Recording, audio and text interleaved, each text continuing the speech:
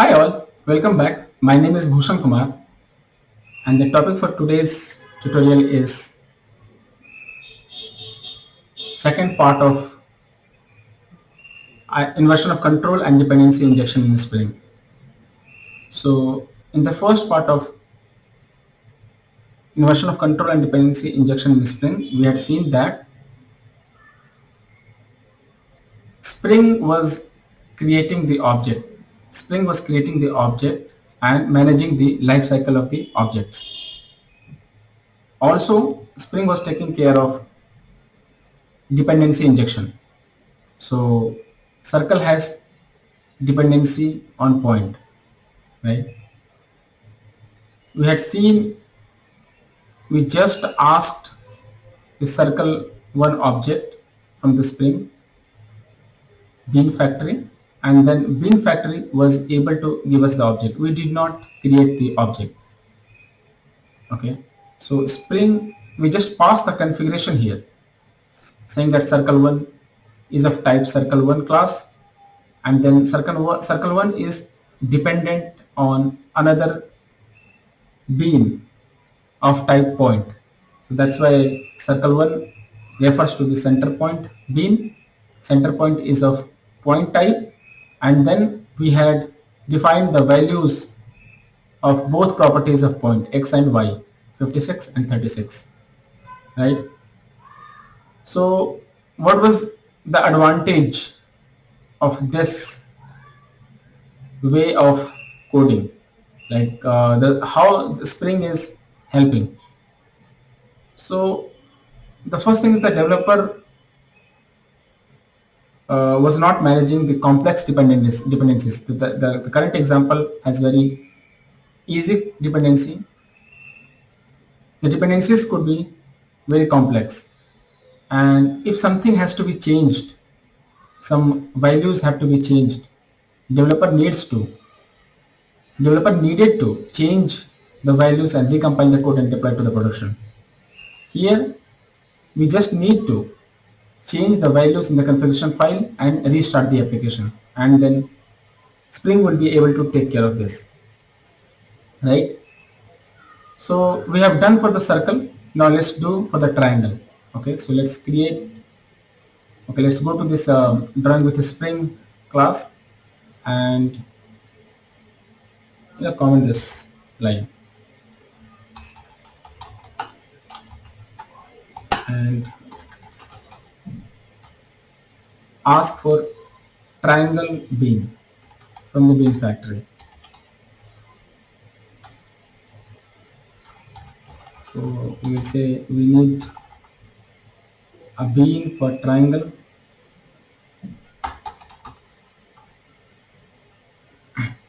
Okay. Okay. So Spring will be looking for this triangle one bean ID into spring.xml configuration file.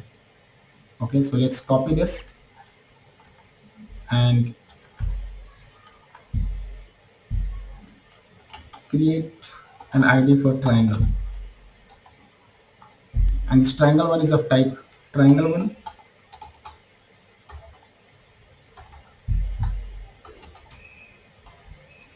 Right?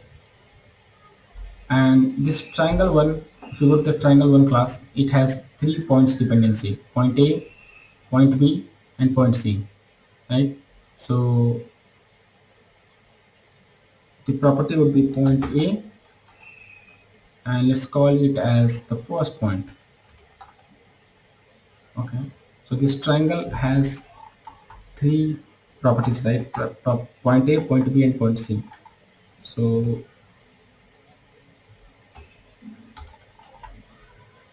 let's make point A, point B, and point C. Let's call the point B as second point and point C as third point. Alright. So the point A refers to another bean, point A, first point, right? So let's create this first point bean, and the first point is also a type of point. Let's change the value to something 1156. Similarly, we need to create two other beans, second point and third point. Let's change this values to 12, with 10, and then third point to 96, 32. Alright. So what we have done till now, we have asked Spring to give us the bean of triangle. Okay. So we have created one bean ID triangle one, and there's a spelling mistake. The triangle one, and it is of type triangle. Triangle is dependent on 3 points: point A, point B, and point C. So we are referring by first point, second point, and third point, and we have defined first point, second point, and third point here. First point is of type point, and it has two properties, x and y. Similarly, second point and third points are of type point, and it has two properties, right? Okay, so I think we're good now. Let's run it.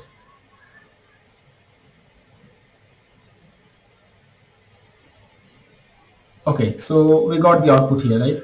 So point A is 1156, point B is 1210, and point C is 9632. Okay, so let's conclude this.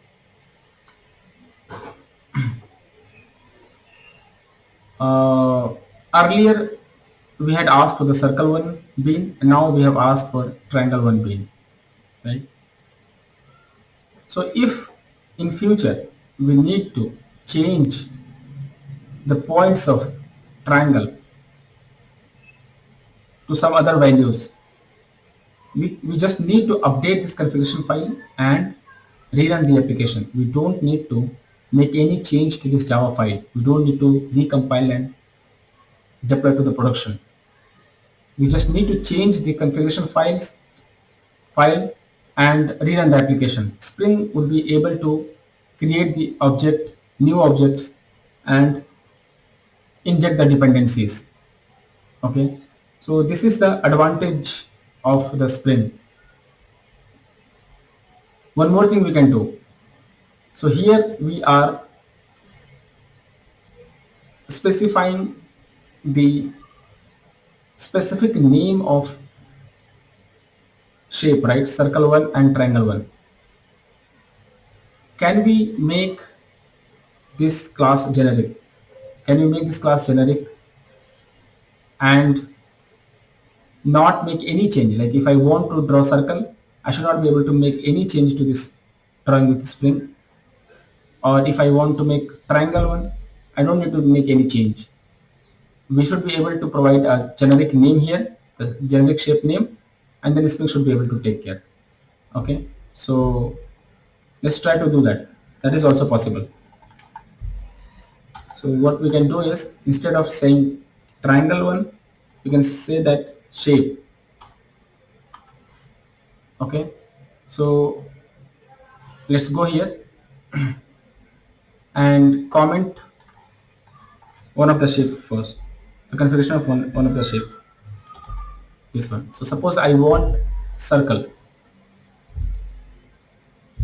Okay, I think we made a mistake in commenting, so let's comment till here. Okay, so I want a circle shape. Okay, so I'll say shape here, and then shape is of circle type, right? That's all. Spring will be able to create the circle shape and then produce the output to us.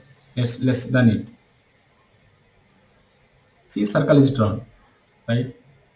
And let's suppose my requirement got changed and I want to draw this triangle, right? So let's comment this part and uncomment this.